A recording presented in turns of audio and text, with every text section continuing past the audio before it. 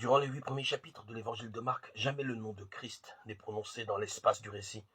Les événements qui se produisent avec Jésus doivent permettre que d'autres éprouvent comme l'événement que les chrétiens célèbrent en Jésus le Christ Seigneur.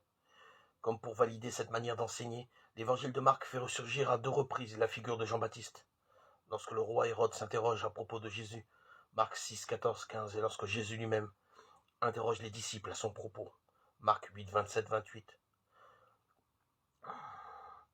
Pour ma part, je crois avoir suffisamment montré l'originalité et l'intérêt du défi pédagogique que l'évangile de Marc relève dans cette première moitié du récit.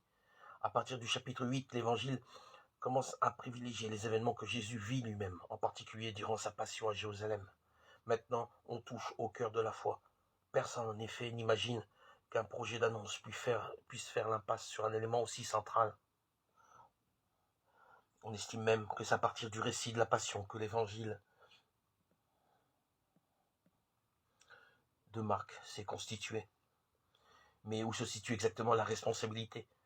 S'agit-il de perpétuer la mémoire de ce que Jésus a un jour vécu de douloureux? S'agit-il d'expliquer la signification et l'importance que les chrétiens attachent à la mort de Jésus? Ce serait regarder la mort pour elle-même avec toutes les difficultés que cela génère.